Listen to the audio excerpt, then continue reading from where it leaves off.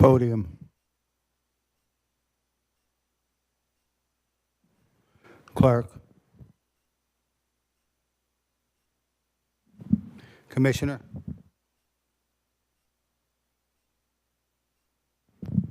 Chair. Commissioner.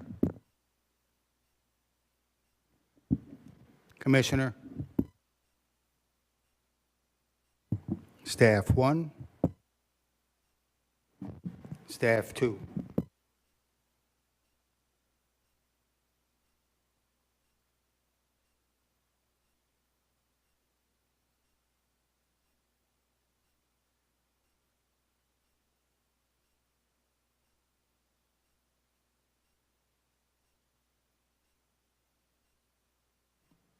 Last mic, Commissioner.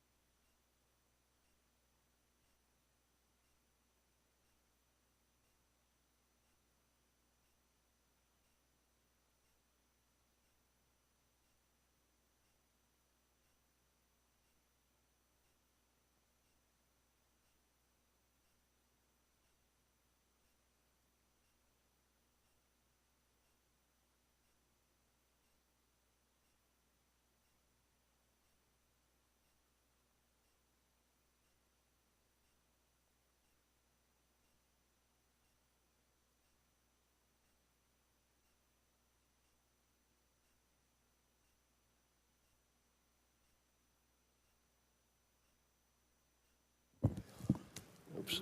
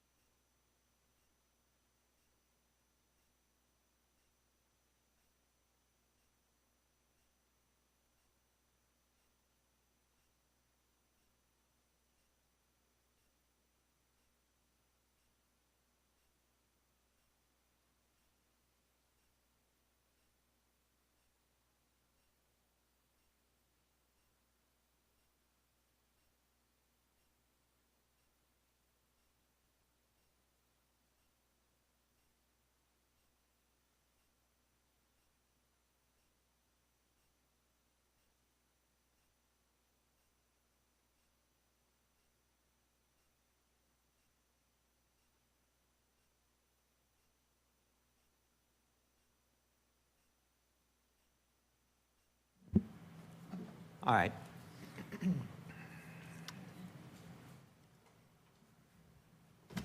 I'd like to call to order the Tuesday, June 23rd meeting of the Clayton Planning Commission. And would you call the roll, please? I will note for the record, Commissioner Berzovich is absent, Vice Chair Banchero, Present. Chair Richardson, Present. Commissioner Schulman. Present. I will note for the record, Commissioner Casa Grande is absent. We have a quorum. Thank you. All right, we have the acceptance of the agenda, unless there's any changes to the one item. I'll ask that you join me in the Pledge of Allegiance.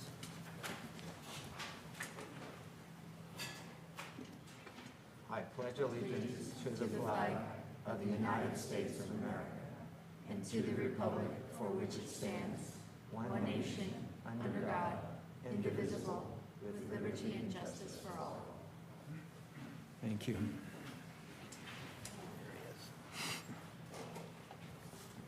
All right.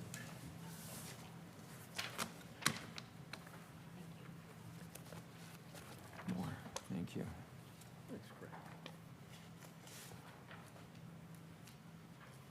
All right. At this time, we have public comment on anything that's not on the agenda. So this is the opportunity for those who want to come and talk about something other than this item 6A. I do not have any speaker cards for anything other than item 6A. Is there anyone here wishing to speak on something other than 6A? Seeing none, I'm going to close the public comment. There's no consent calendar. All right.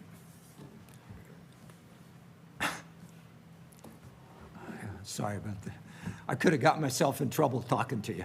I mean, there's a lot of rules that govern how we do this, but I always felt like we were more Mayberry than New York City here, you know, that we should be able to talk to each other. So now, do you see us opening the public hearing now? I mean, opening this item, 6A, the continuation.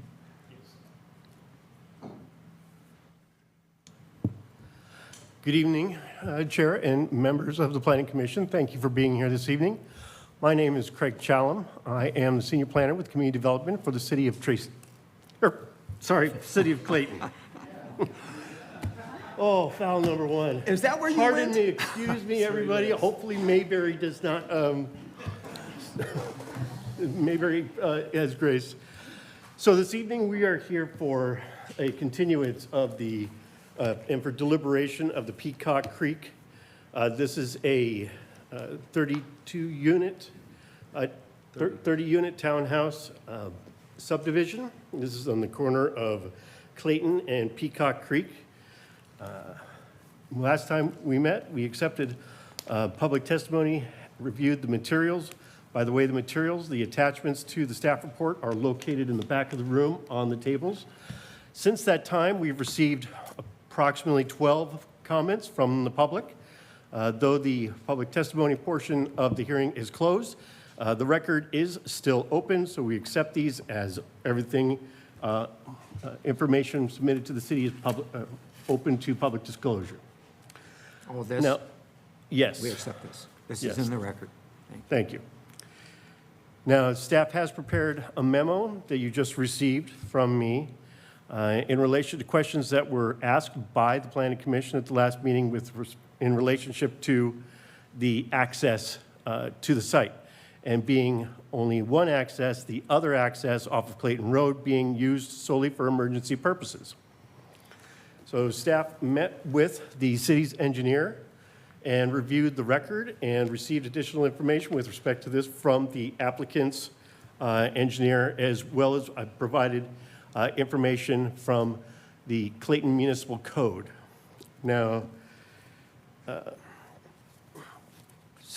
I'll go over these briefly. I know you have them there in front of you, but actually, I'll go ahead and read these for the members of the public who have not had a chance to review the staff's memo. So I'll go ahead and start from the beginning. On June 9th, 2026, the Clayton Planning Commission held a public hearing to consider Peacock Creek Oakhurst Townhomes project, a vesting tentative subdivision map 9632, map 01-2022, an initial study mitigated negative declaration ENV 01-2022, and site plan review permits SPR 02-2026 of the construction of 30 multifamily dwellings used units and subcomponents on 2.55 acres located in the southeast corner of the intersection of Clayton Road and Peacock Creek. Assessor's parcel number 118-370-073-9. The Planning Commission requested some additional information regarding secondary access gate into the project site from Clayton Road near the south end of the project and CCW pump station. The city's project team met with the city engineer to discuss potential connection in unrestricted vehicular access through the proposed development to Clayton Road instead of the secondary access point near the south end of the project as proposed, and the following points were discussed. First bullet point, Clayton Road considered a major arterial roadway with a 45-mile-an-hour speed limit. Chapter 1620-054B9, Clayton Municipal Code precludes residential lots from directly accessing major arterial streets. Additionally, major arterials requiring minimum distance of at least 800 feet between streets, and that is in Chapter 1620-040A6. To allow the placement of an intersection with unrestricted vehicular access, likely requiring sections of the center median to be removed to accommodate left turns and movement onto Clayton Road and potentially additional street improvements. As proposed, the internal vehicular circulation is required to meet standards for a private access lane, which are narrower than standard streets. Unrestricted vehicular access would likely create maintenance issues and potentially jeopardize the personal safety of residents. Bullet point number 2, the applicant and Contra Costa Water District are still working to develop an agreement to allow access to the pump station. There is a letter attached with that packet. If the secondary access gate remains, then the Contra Costa County Fire Protection District has indicated that the gate needs to meet specific requirements to allow the fire department the ability to utilize secondary access points safely during an emergency and other potential needs. Third bullet point. The applicant's engineer has cited a code section D107, California Fire Code 2025 edition, adopting the Contra Costa County Fire Protection District, which allows a single access point with a project 30 dwelling units or less along with automatic sprinkler system, and the site development shall comply with wildfire protection, building construction requirements contained within the California Building Codes standards and codes. Bullet point number 4, evacuation routes. Evacuation routes are developed by the coordinated effort between the Contra Costa Fire Department, city administrations through Contra Costa County, CAL FIRE, and Cal OES, as are updates to the Local Hazard Mitigation Plan. The Local Hazard Mitigation Plan is a tool to aid in facility and infrastructure planning improvements and is a requirement to qualify for federal hazard mitigation. The federal regulations realize hazard mitigation plans to be updated every 5 years. The City Council adopted the most recent update of the LHMP on October 21st, 2025. Excuse me while I hydrate.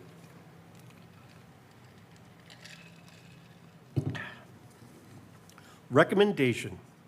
Based on the information above, the project team concluded that the creation of an unrestricted vehicular access at the south end of the project site near the Contra Costa Water District pump station is unnecessary and is not supported by code, and recommends an adoption of the resolution certifying the initial study and mitigated negative declaration prepared for the project as appropriate level environmental review in accordance with CEQA guidelines. Adoption of the mitigation monitoring and reporting program, implementing the monitoring mitigation measures in accordance with the CEQA guidelines, and adoption of the resolution approving the vesting tentative subdivision map 9632 to construction of 30 multi-family townhome dwelling units on the 2.55 acres. Approval of the site plan review permit for the construction of 30 multifamily dwelling units, including the following subcomponents: habitat conservation plan, affordable housing program, tree removal permit, and adoption of findings of fact and conditions of approval for the Peacock Oakhurst townhome project as presented. The attachments that were included with this memo are A May 12, 2023 Contra Costa County Water District letter to a former community development director. B, Chapter 16, 20054, subdivision improvement standards and criteria. C, June 10, 2026, city engineer's email. And D, the code section D107, California Fire Code, adopted 2025. Now, this concludes the staff's presentation portion, and I'm available for any questions that you may have. Thank you. I have a moment. Yep. Any questions of staff on what you just heard?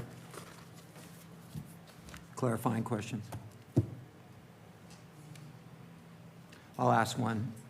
Simply put, the various codes don't provide an avenue to create a second exit as it currently exists. Is that a fair statement? No, the codes actually clearly state that You can't. it's a, yes, it is a major arterial roadway, and therefore people are driving fast, so there would, and the code states that there's supposed to be at least 800 feet between basically curb cuts or breaks or streets in the roadway. What if there's a light? Well, they'll very likely be at least 800 feet away from the previous intersection, but yes, that would It'd have to be be a 800 feet standard. away. Yes. Is that what I'm hearing?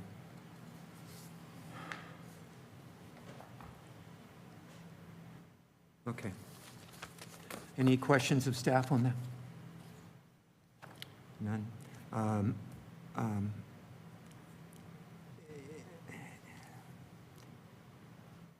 Any inclination on the commissioners to reopen the public comment portion of this project to allow for these folks to speak? I would say go ahead and open up public comment because we have an audience full and cards. We should at least give them a chance to speak. Others? I second Maria's comments. Is that a motion? Move- Yes, it's a motion. I That we move to reopen the public comment portion. We have a second. I second. Any discussion on it? If not, could you call the roll, please? Commissioner Berzovich, Aye. Commissioner Schulman, Aye. Commissioner Casagrande is absent, Vice Chair Banchero, Aye. Chair Richardson. Aye. Motion carries. Thank you. So, staff, now would be a good time to open it? Now, all right. As we've moved, it's been moved and second and passed, we're going to reopen the public comment portion of this. Now we're going to get to hear from everyone. We have all the written documentation here. I'll take you one at a time. You have up to 3 minutes. As I said earlier, it's a monologue. It's not a dialogue. It's not a question and answer period. David, S-H-I-H-A, my apologies. I'm terrible with names. Yes, sir.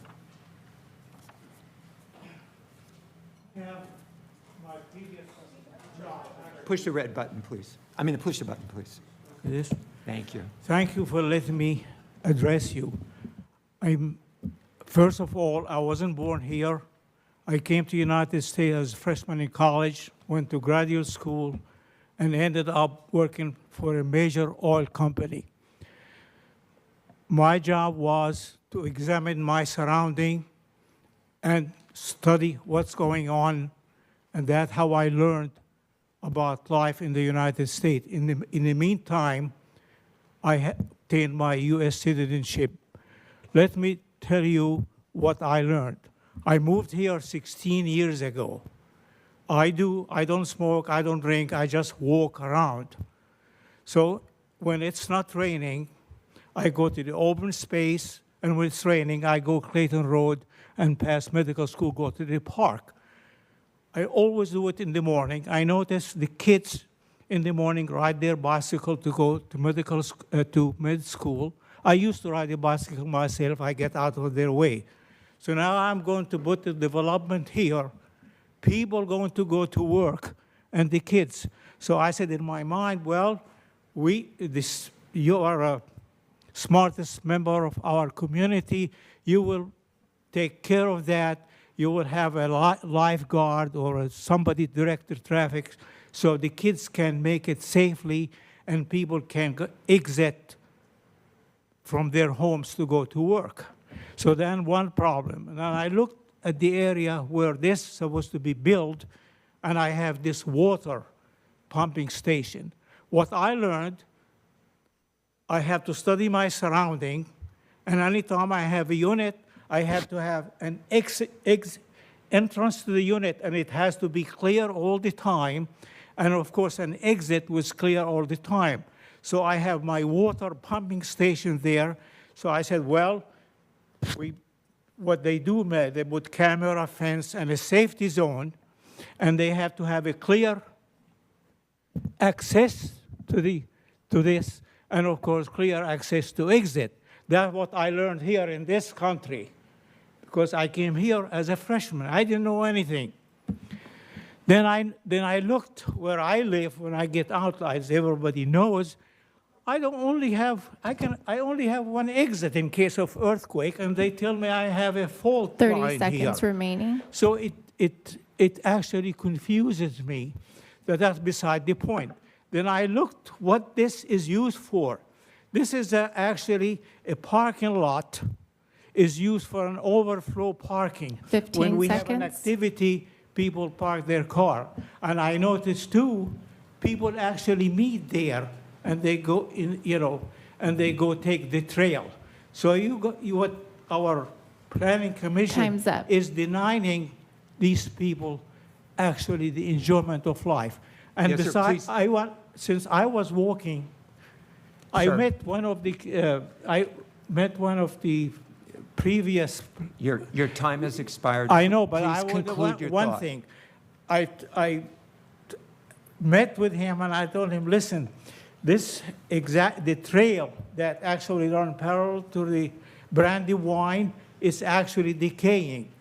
And you know what he said? And he said, there's loopholes there, it's an example of neglect. He told me I don't have the resources.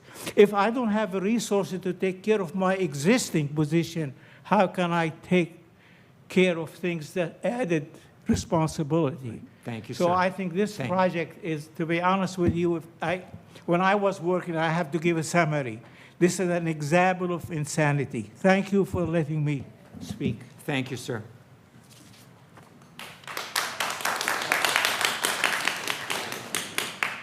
Kendra, is it Buddle? Pardon? It's Bedell. Bedell, Do you mind sorry. if he goes first? Because I was going to see if my husband Brian, he should be right after mine. Brian Bedell, please, sir. 3 minutes. Thank you. First of all, thank you, Mr. Chair and Commissioners, for allowing the additional public comment. We've just heard that a secondary access road isn't going to work. To anybody with a brain, we've got a pinch point, a deadly pinch point of a potential evacuation as well as access to fight this fire. The Planning Commission needs to take that into account. I understand that there's been the negative mitigation report. That was constructed by the developer or someone hired on behalf of his developer, and I'm going to get to that in a moment. But what the commission needs to understand is the impact that this is going to have. If a fire breaks out up there, we have one way out. That's all. It's going to be bad enough as it is right now, but to add 30 more units down there with potentially 40, 50 more cars is going to be a disaster. Now, on top of that, it's going to take away a parking facility that is used for things like swim meets, and festivals. Where are those people going to park? They're going to park up in the neighborhood, adding to that risk. And those festivals and those swim meets happen during the summer. When is wildfire season? During the summer. So this is an obvious escalation of the damage and the potential danger that would exist if this project is allowed to go forward. Another thing that the commission has to really consider is the potential liability to the city. As was just handed down by the Court of Appeals, cities can be sued. Well, I mean, cities have broad discretion when it comes to sovereign immunity. I'm an attorney, I know. But there have been recent decisions in connection with things like, especially the Palisades fire, in which the appellate court has upheld that cities and, in some cases, individual city representatives can be sued for bad decisions which jeopardize the property and the lives of their citizens. One thing that also cannot be ignored in this case is who we're dealing with. Alvarez Partners are formed by two partners, Grant Alvarez and Douglas Moore. Both are convicted felons, and not just convicted felons. 30 seconds remaining. I hold in my hand a plea deal which shows that they have defrauded investors and developers by misrepresenting things. It's important that every I be dotted and every 15 seconds. T be crossed. These guys need to be checked out at every step. I understand the need to expand housing and the tax revenue, but making a deal with the devil and obviously exposing Time the is up. lives and property of hundreds of residents is not the way to do it.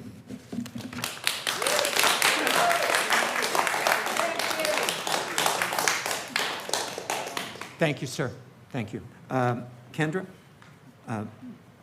Bedell? I'm lousy with names, I apologize. Basically, I just kind of wanted to touch base on the fact that it's a little bit scary living up on Peacock Creek as it is right now, just knowing that if there is a fire, that we do have a very limited time or window of time depending on wind severity. We already live in like one of the highest fire zones that is in, like we know about the fire zones up there. Basically, my concern is if you add to that, we're going to be deadlocked, we're going to die. I don't know how we'd get out, especially if we're trying to get out and emergency vehicles are trying to get in. Our homes, we're sitting ducks. So to add to that doesn't make sense to me.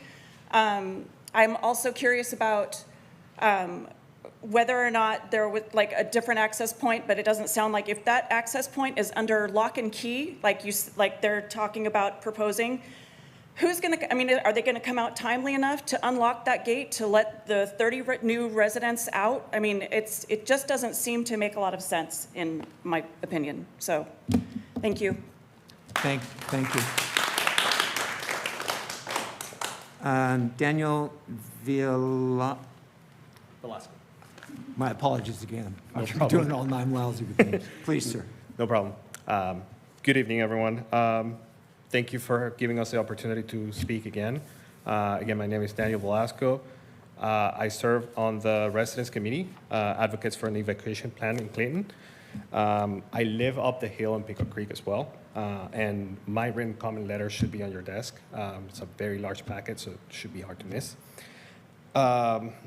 We're not anti-housing. You know, we understand the need to build more housing, but I'm here to ask for one thing. Reject the mitigated negative declaration and require a full AIR for 3 reasons.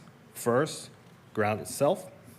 The city's own geotechnical work basis, this places this site within a mapped landslide, rebuilt as fill, with stability that hinges on a 30-year-old drain that the consultants say it still has to be verified.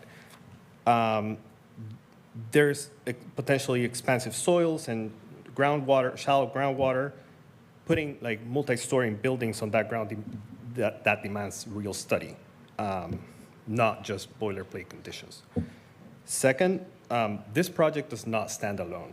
Like right up Clinton Road, we have Silver Oak Stakes, which the city required an EIR. and found significant impacts from that.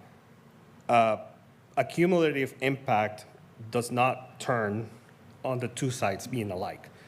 It turns on two nearby projects loading the same road at the same evacuation network at once, if there's a fire. The city cannot find those impacts significant there and assume them away here.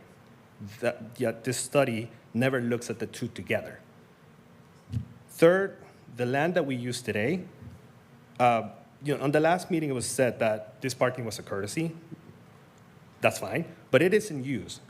Event overflow, equestrian trailers, and there's also the Black Diamond Trailhead, which itself only has parking for like 6 or 8 vehicles. And on the weekends, people that go to the trail park on that lot. So once again, as it was mentioned by some of my other neighbors, this site we need to find a way to replace the use of that. Otherwise, we're going to get an overflow in our neighborhood. 30 and seconds other remaining. places. During the March fire, the lot was staged for evacuated horses, and we'll lose that too. So a few things would change how this 15 neighborhood seconds. feels about this project. Fix the second access somehow, not just a lock gate, replace the parking and staging, and prove the ground is safe before building. None of this gets studied in a mitigated negative declaration. Time is up. It does in an EIR. Thank you so much. Have a good night. Thank you, sir. All right, Mr. Miller.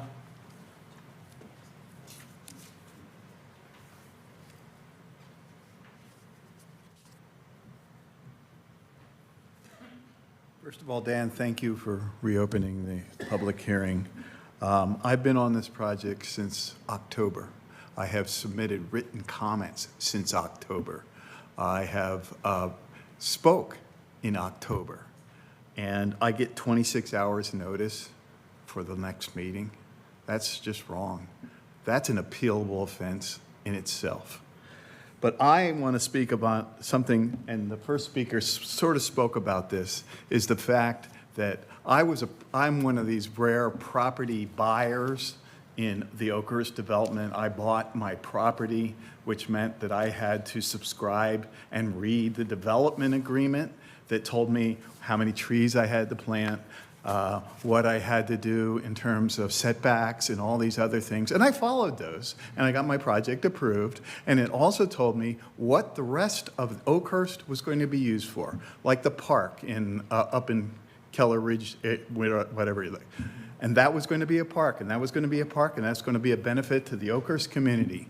And how dare you take the use of that lot, and I know you guys didn't do it, but how dare the city take the use of that lot and change the use? It's supposed to be and there's even signs for this, it's supposed to be a place for the horse trailers to come and park and use. Well, where are they going to go now? It was supposed to be a park and ride. And in fact, they have a paved area, and they used to have, and in fact, they still do on the main street, a sign that says it's a parking lot. How dare you take that use for the overflow? I firmly believe that if they don't have overflow parking, then you're going to have to get a exemption to their use permit to operate the country club because they won't have enough parking for events. How dare you do that? When we had the jihad, guess what they did? They had a vote. They notified everybody in Oakhurst that they were going to change the agreement with the jihad. One last thing. When I had this contract with the city and I signed it, I signed and I said, you know what? I'm going to pay various parcel tax, individual parcel tax 30 that seconds everybody remaining. in Oakhurst pays. Well, who's going to compensate me for the fact that these guys haven't paid any of those damn parcel taxes? Who's going to compensate the rest of the Oakhurst community? Who's going to compensate the public for the 15 thing? So as far as I'm concerned, and I know, Dan, this is probably not your purvey right now because of how the project has progressed, but I am telling you right now, I will be appealing this project. I will get myself Time's a nice up. lawyer, and we're gonna sue the crap out of the city for doing this, because they didn't do the process to protect our prescriptive property rights. Thank you. Thank you.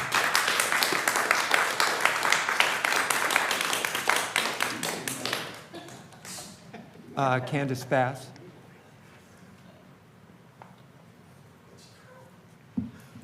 Good evening, everyone.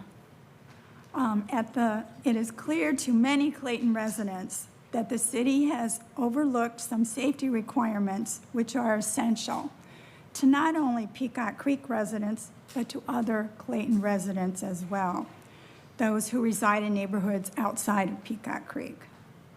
A new development built at the foot of Peacock Creek Drive will hamper evacuation and place all Clayton residents ultimately in harm's way. First, there is no evacuation plan in place at this time.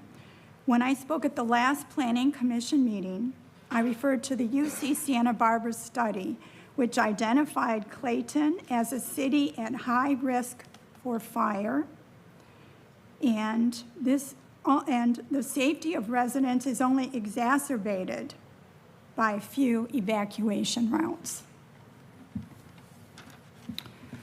The Contra Costa County Fire Protection District, created with the county supervisors, they wrote ordinances that are called number 2025-14 and 2025-15.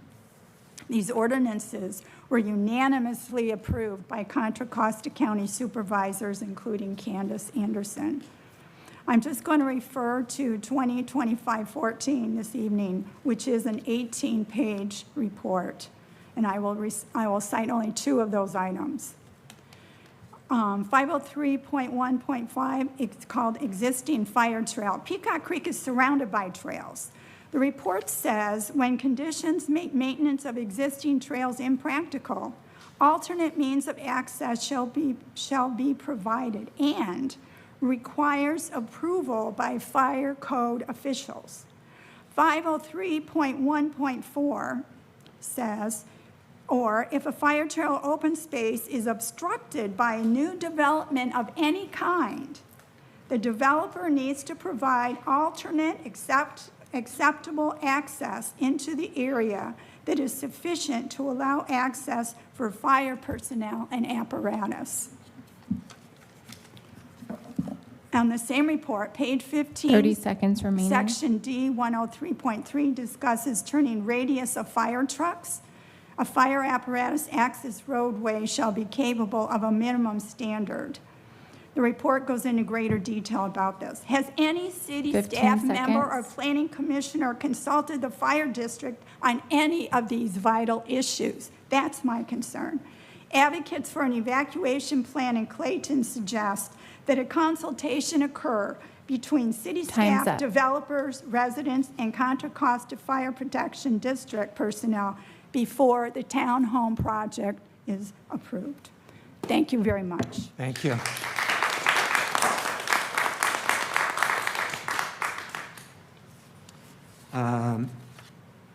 Linnea Juarez. Again, constant apologies. Thank I'm you for lousy. saying it correctly, Oh, Mr. Richardson. I got it right. You got it right tonight. It's a miracle. Thank you very much for opening this tonight. For further comment, I was unable to be here in February, so this is my first chance. My name is Linnea Juarez. I am a resident of Peacock Creek. I'm actually the second house at the top of the hill. And I have three major concerns, starting with ingress and egress, and I know that has been somewhat discussed tonight by your senior planner and staff report. I believe there has to be a way, whether it takes a change to the regulations as they exist at this time, or whatever it takes to make an ingress and egress off of Clayton Road rather than adding 60 cars to Peacock Creek Drive. Secondly, I am very concerned about fire and emergency issues. The other night, approximately 1 week ago, there was a fire at the bottom of our hill, just above your parking area that you're now planning to put 30 units in. And I drove down because I was sent a picture of this fire at full blaze. And since it's at the bottom of my hill, I was rather concerned. It was at dusk that evening. There were 4 fire vehicles in that parking lot, 2 police cars in the parking lot at that time. And had there been 30 structures and the road that you're planning of 24 feet, am I correct, is the dimensions on that? I see no way that there could be 60 cars potentially getting out of that project safely, the vehicles in that are necessary to fight a fire going up that hill, and let the people of Peacock Creek get down on 1 lane. It's just not going to happen in a safe and sane manner. Thirdly is the parking issue. Currently, that parking lot, and I'm not quite sure actually who owns the parking lot. I thought it was the golf course, but we won't go into that at the moment. But it is used for overflow parking, as we all know. It is used for event parking for Clayton. 30 And seconds remaining. I am not sure whether you're planning to give up your events because you'll have no place to park the people that are coming to them. And finally, what about the guests of the people who live in your 30-unit project? There are 10 15 potential seconds. parking spots outside of their garages. In certain cases, that will not be sufficient. They can't park on Clayton Road. They can't park on Peacock Creek. They can't park in the golf course. So where Time are they is going to up. go? Up to the top of the hill in front of our homes? Thank you very much. Thank you.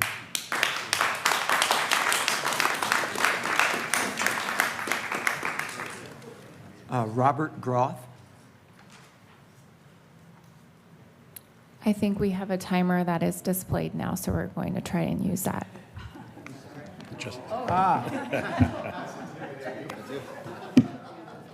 All right. Thank you. Appreciate you reopening this discussion. My name's Robert Groth. I live on Peacock Creek, about 5 homes up, sort of overlooking the project.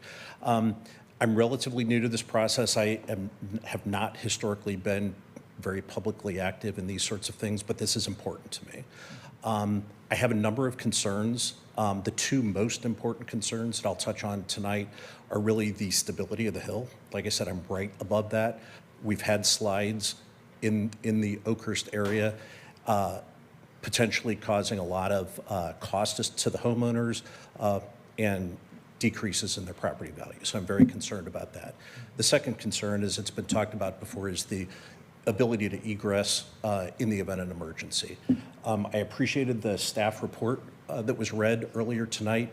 A couple of reactions to that. One, I'm not familiar with the overall process, but it seemed like there was some very basic information in that report that's coming very late in the process. So that concerned me a little bit. And then secondly, it seemed like it was a thoughtful memo, but it seemed like it only addressed that particular development. It didn't seem like it really adequately addressed issues pertaining to the residents of Peacock Creek. So those are the 2 big things. And really what I'm asking the board to do is take a pause, think about this, study it more thoroughly. As Daniel said, I'm not opposed to development. I support it and so forth, but I think it should be done properly. And like I said, this is important to me. It's important to the rest of the community. And I just hope you'd all give it a little bit more thought and consideration. That's it. Thank you, sir. All right, I have exhausted my speaker cards. Is there anyone that we missed? Yes, sir, please come forward.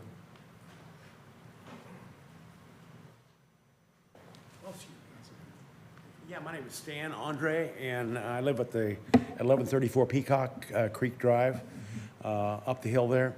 And I'm not active in these things generally, but I do have some concerns. I want to thank the Planning Commission for allowing me to speak today. Seems like possible deja vu all over again for me, since I'm probably one of the few people in this room that actually lived in Clayton in 1977 during the Mount Diablo fire. There was a lightning strike that hit the right-hand peak of the mountain up there and went across, engulfed that entire mountain in maybe an hour. I don't know. I was a young man with a young wife and a baby, one-year-old baby. Watched the mountain go up in smoke and flames, and watched listened to the winds come, and saw the embers pouring into the fields, which are now mostly houses out there. But all of a sudden, you'd see 50 yards into the brush, another fire would start, and so forth and so on. And we had the cars all packed up. It was pandemonium up on Mount Wilson Way, where I lived at the time. And I just don't want to repeat that again. I want to be able to be ready for it if that does indeed happen. We've had up until recently, we had my 98-year-old mother-in-law living with us part-time and for visits and that sort of thing. She's now passed, a wonderful lady, but I don't know how I would get her into the car in a situation like that to get her out of that area. We don't have to worry about that now. She's no longer with us, but I'm concerned about everybody up in that particular area, because I saw myself how quickly these hills and this open grassland goes up in flames. And it was all started by a lightning strike on Mount Diablo in August of '77. And I lived also in Dublin, and there a couple of times the Dougherty Hills were behind my house. I came home from vacation. We came home from vacation one time, and the fire had come over these grassy hills, had come right down to just by the property line where the area had been weeded chopped down by the city earlier. So it's a real concern. There's a lot of old people up in Peacock Creek, and it's worth some of your time. Appreciate it. I know you make the right decision. Thank you very much. Thank you, sir.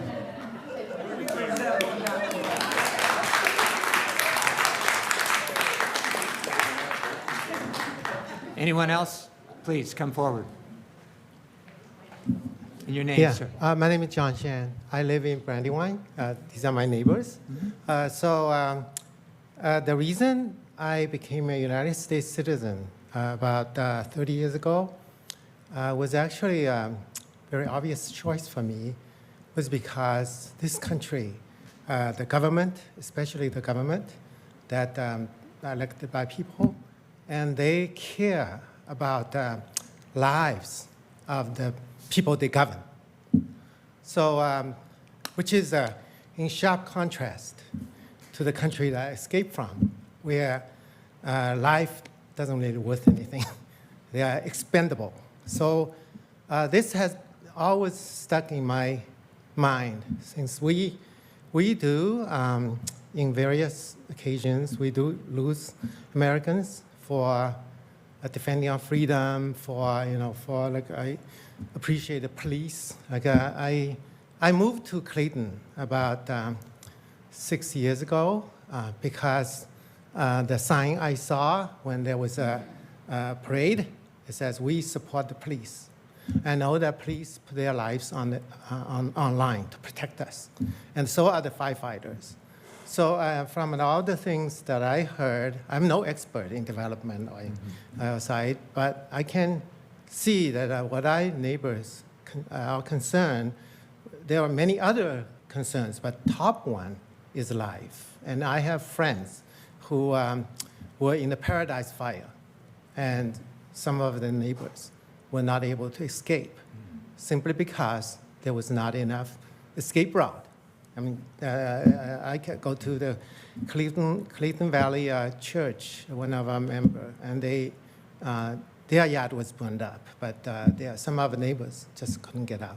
And I shudder when I think ponder about these things. And I really sincerely I appreciate your work, your great work. And I really want you to do as much as possible to mitigate this, to study more, to do not rush into this project without you have exhausted all the ways that could, quite preventable. And some of our neighbors mentioned the Palisade fire. I know that the mayor, Karen Bass, was sued by her own brother in that fire. I knew. So I just want to, sincerely, I want you to just as a common citizen. I do not hold any public position or anything, but just listen and hopefully ponder. Thank you. Thank you, sir. Please come forward, state your name. Wow. Can't believe I'm actually doing this. I'm a firm believer in capitalism.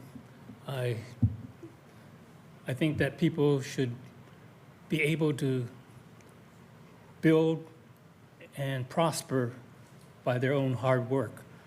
However, in this case, I have to take exception. If I have to go back to 1991.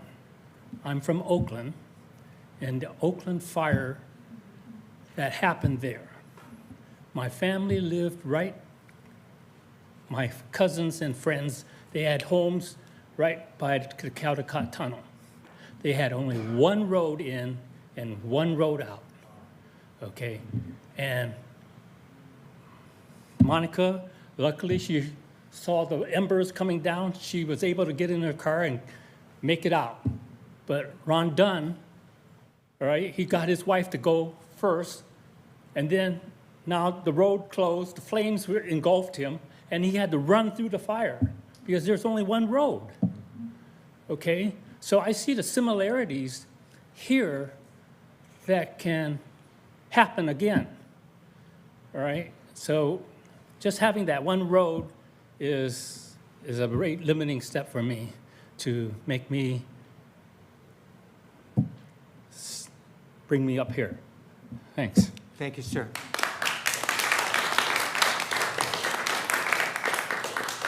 Please, come forward. Hello, my name's Aaron Kamash. I live up in off Pebble Beach Drive at the very end of the court. I won't take too much of your time. Past 7.5 years, I've been a police officer with the City of Concord Police Department. I just want to let everyone know that I've been to several different types of fires, for instance, the ones that happen up in Napa. I've been to these evacuations. I've seen how chaotic it gets, especially on some of these windy, one-lane roads. Once the flames start hitting and the smoke comes around, it's really hard to see on a one-lane road like this. Some of the elderly or my wife who just had her baby, so she's postpartum. A whole bunch of chaos could happen trying to leave a one-lane road. So I urge you guys to please do all measures you have to look into researching before we approve anything. Take it firsthand from someone who's been to these evacuations during these fires, how chaotic and scary it gets, and how quickly and rapidly the flames take over. Within a matter of seconds, you have flames in front of you and you have no escape route. And God forbid that happens, it's a one-lane road, right? You go one way up, one way down, it's chaotic. And if somebody decides to go in the opposite lane, block up traffic as fire trucks are coming up, now you have a whole nother nightmare, right? And fire can't get up there to help us because we're blocked off because people are trying to escape. And I can't blame them because people are in fear of their life, right? And in situations like that, until you're in that situation, you can say all you want, but once you're in that, that's when you realize how scary it really gets, right? When the adrenaline dumps in, kicks in, you realize your life is flashing before your eyes. You have seconds to get you and your family or whatever you can in your house out with you. So take it from me, who's been there during these chaotic events. Please look into this before you decide to approve anything, because it is a serious matter, especially where we live. It's super high fire danger. So yeah, I won't take too much of your time. Thank you. Thank you, sir.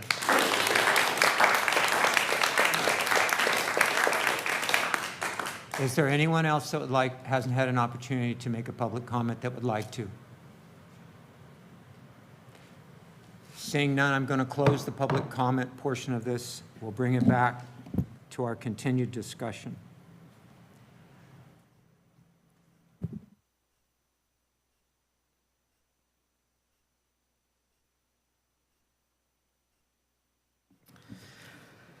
As a continuation of what we discussed last week, yeah, I have some serious concerns about fire danger in Clayton as a whole, and in particular for the Peacock Creek neighborhood. You know, just for the neighborhood to be built at the bottom of the hill, or you know, discussing to be built at the bottom of the hill, and for the residents up top. I think it's a real danger, and I think, you know, we need to discuss mitigation avenues further.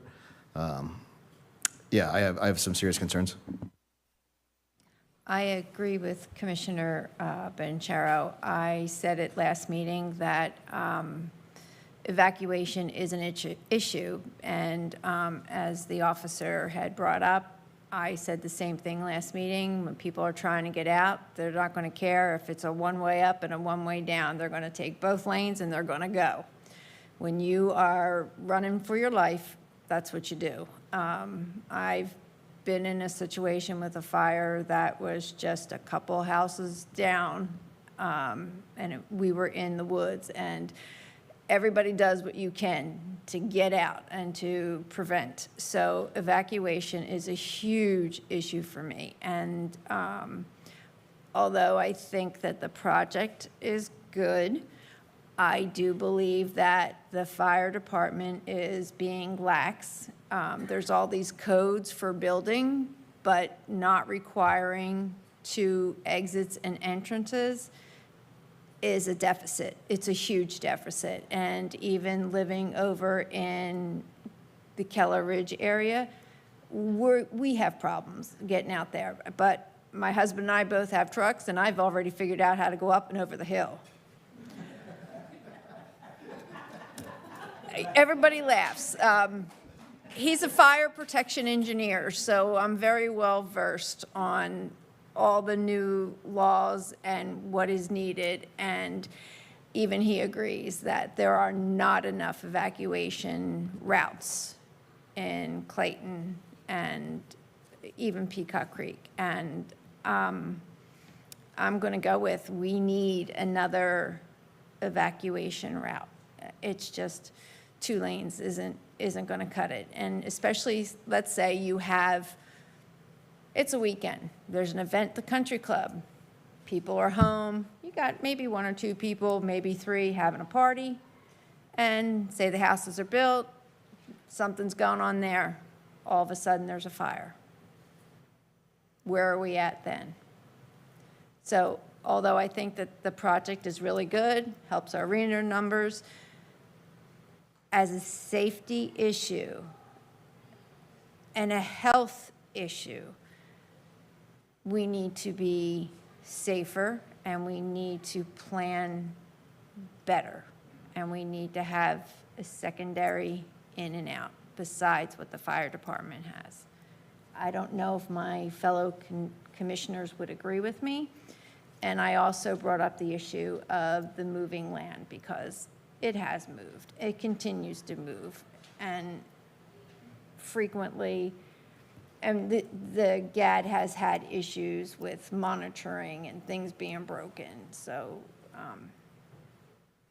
I question how accurate some of those readings are.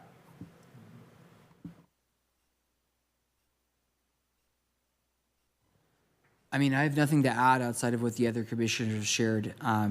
You know, we live in an area that is highly susceptible, and ensuring the safety of our community and our residents is paramount. And so I would concur that just making sure that the merits of this project certainly fall within the parameters of, you know, checking certain boxes. But at the same token, I feel like this is an area that's not been fully addressed yet.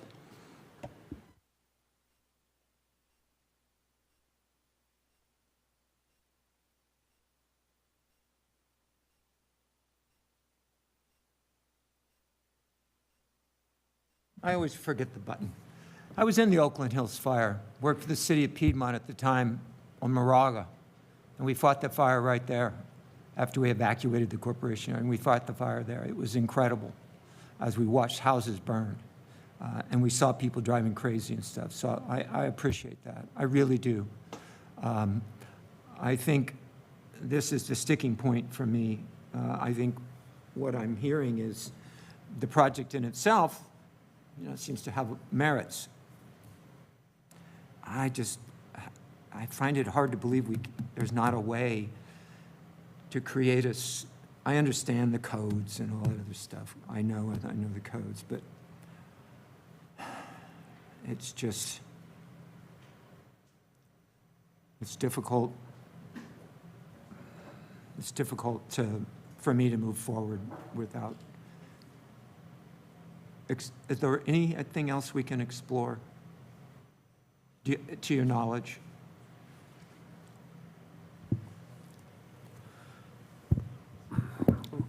To the best of my knowledge, having the gate there for emergency access is a second way in and out in an emergency, which does seem to be a majority of the concern here in this room.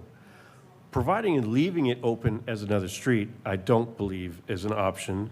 I think it'd be could potentially be no different than like cutting through a Safeway gas station on a corner. People don't want to wait at Peacock at the light.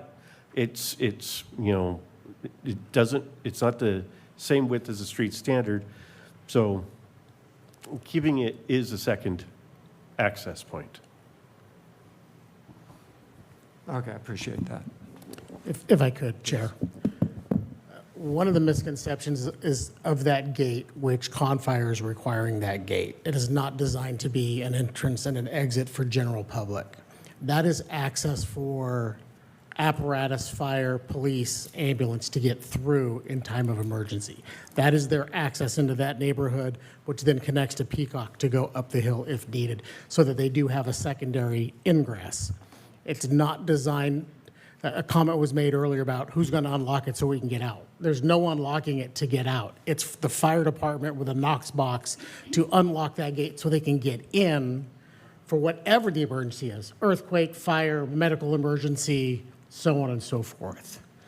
So I just wanted to clear that up a little bit. Commissioner Resevich just mentioned the project checks all the boxes. That is what the Planning Commission's mission is. Are all the boxes checked? And I get it. I've been evacuated in fire as well. I was caught up in Travis Air Force Base being evacuated due to a fire in Solano County. You want to talk about an entire Air Force Base getting out on 2 lanes at one time. That's the reality that we faced. So I get it. I understand. We talk about fire lawsuits. There's also lawsuits if we have projects that check all the boxes that are denied. Those are other lawsuits that the city can face. So just wanted to give some clarifying information with that. We've talked about emergency operations, and we are entering into an agreement to create an emergency operations plan citywide. The last one was updated 2012. So you've been operating without a plan in the city for 14 years. 14 years. There were comments made at the last meeting about that the chief agrees to make evacuation routes. That's not a thing. There are no evacuation routes. And I will use this analogy as I've used before. You can't create a static evacuation route. Commissioner Schulman, where's the fire? Do you know where the fire is going to be? No. Do you know where the earthquake is going to be that ruptures the gas line? You don't. No. The best advice we can provide is real-time information when it happens. Actually, the best advice is to be prepared ahead of time, and when the first notification says, hey, that's when you leave to prevent the bottleneck. but there are no evacuation routes because we don't know. And from Peacock Creek, you have two choices. If the issue is to the left, you're going to turn right. If it's to the right, you're going to turn left so you can get out. And pray to God it's not on both sides because it's a massive earthquake, because then we're all stuck here. And that's just the reality. But I wanted to share that. Chief, do you have anything to add in while we're talking about the plan? Yeah, just a point of clarity. I mean, it's evacuation or emergency planning is obviously vital to any community, right? And that's why we're taking on this initiative to update the existing emergency operations plan. And it'll be a big undertaking that will involve, staff, council, the public, and it's critically important. I just want to draw a couple distinctions from an emergency planning standpoint. Emergency routes are established by Caltrans in coordination with the fire department as far as defining what roadways exist, how they're classified, and their uses. For example, arterial roadways, we have a couple of those in Clayton, not very many, but we have a couple. And then we have feeder and collector roads, in addition to residential roads. There's been, I think, a misconception that an evacuation plan is developed as part of emergency planning. An evacuation plan is not developed as part of emergency planning. Evacuation planning is part of that process, but not an evacuation plan. Those are very distinct and different.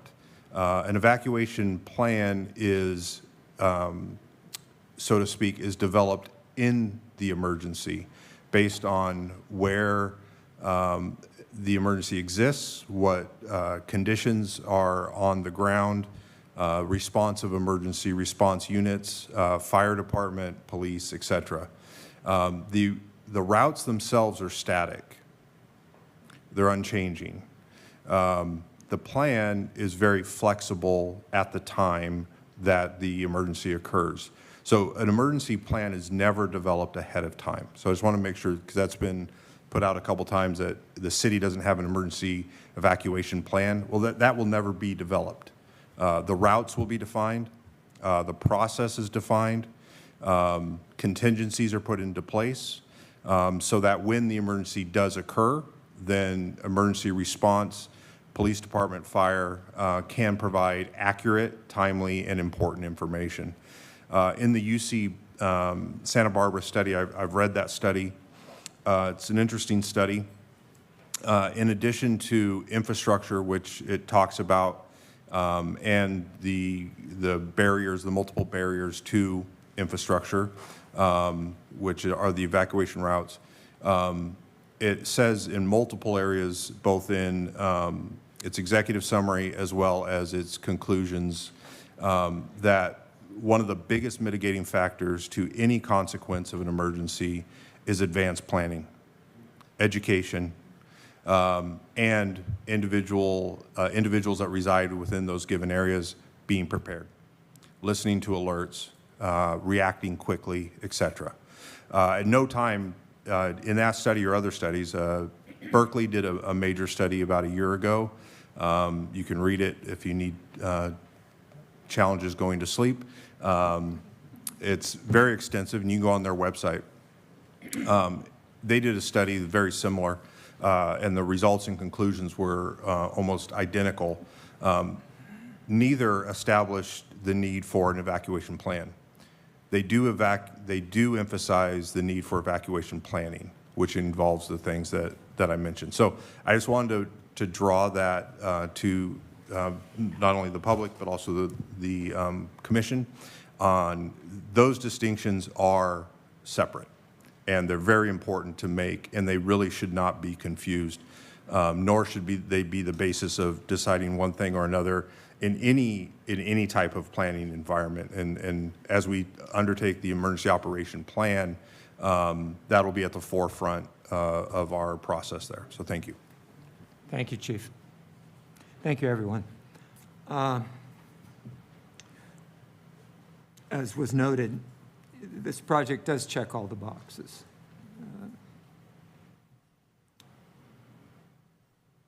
It doesn't seem like there's an immediate, I mean, it's true. I worked in public service. I was in the Loma Prieta earthquake. I worked over in that county then. I was in the Oakland Hills fire. So I've seen what happens when emergency operations center set up, people come out, resources start getting allocated, and people start going where they need to be and directing people away from where they need to be directed, away from what to. And a lot of that takes place then. They practice how that's done. They get into rooms and practice different scenarios. We used to practice all the time, but a lot of it takes place then. And I am, you know, just the neighbor in me just says, God, I hate to see something like that happen and see you guys stuck up there, or whatever may happen. But that, I guess, in fairness, that could happen now. Could happen at any time. I think if this is a project that checks all the boxes, and we've looked at what the project is, I think we have enough information to make, in my sense, I think there's enough information to make a decision. I would, unless there's additional discussion, I would entertain a motion.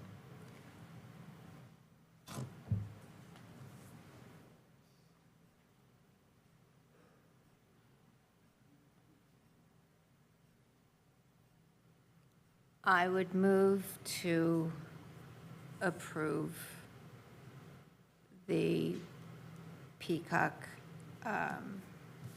Creek Oakhurst Townhome project. All of those. With all due respect, if you guys are saying that Shh, please. Please. It's all of those recommendations.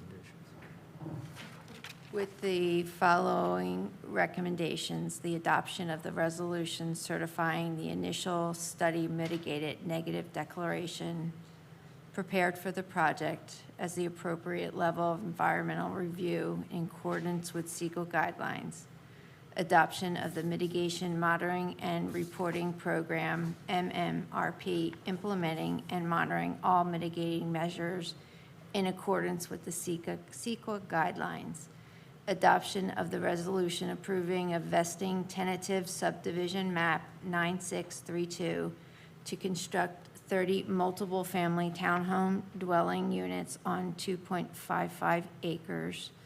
Approval of the site plan review permit for the construction of 30 multiple-family dwelling units, including the following subcomponents: habitat conservation plan, affordable housing program, tree removal permit, and the adoption of the findings of facts and conditions of approval for the Peacock Creek Oakhurst Townhome project as presented. Thank you. So we have a motion. Is there a second?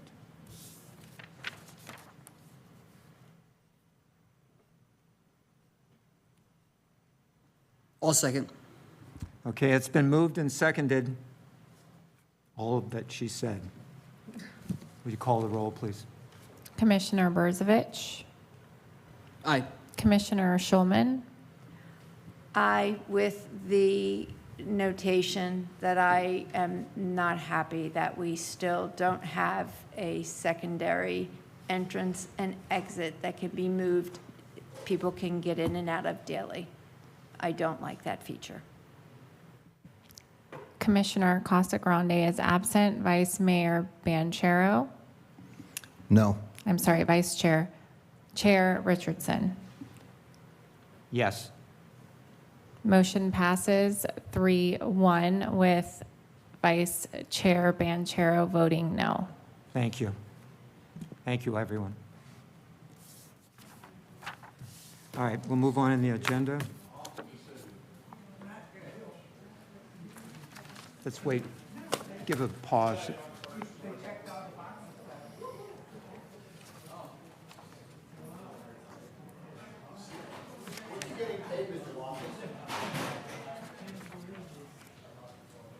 We'll talk for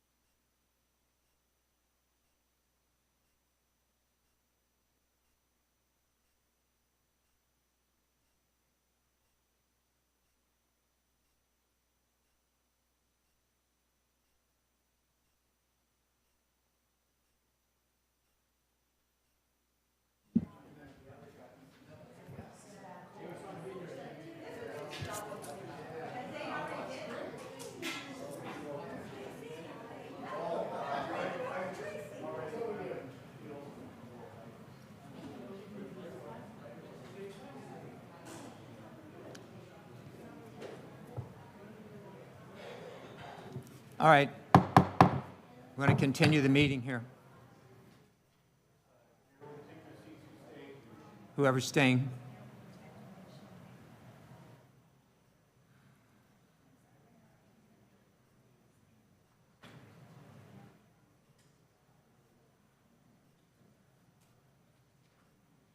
Another minute.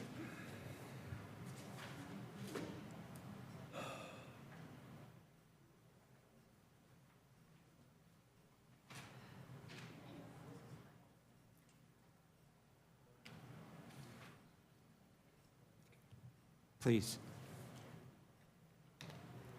Put your business cards away.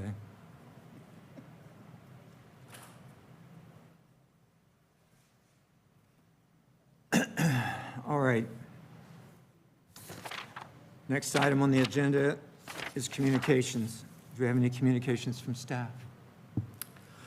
Yes, thank you.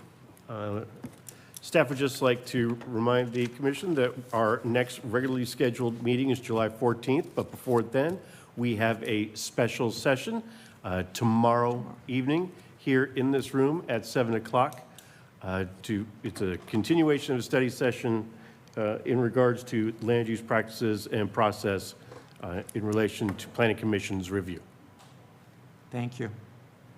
Tomorrow, look, be there, be square. It's almost as good as same bad time, same bad channel.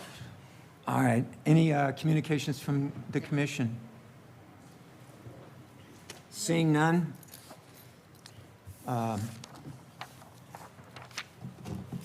We shall adjourn at 8:22. Thank you. Not yet, no.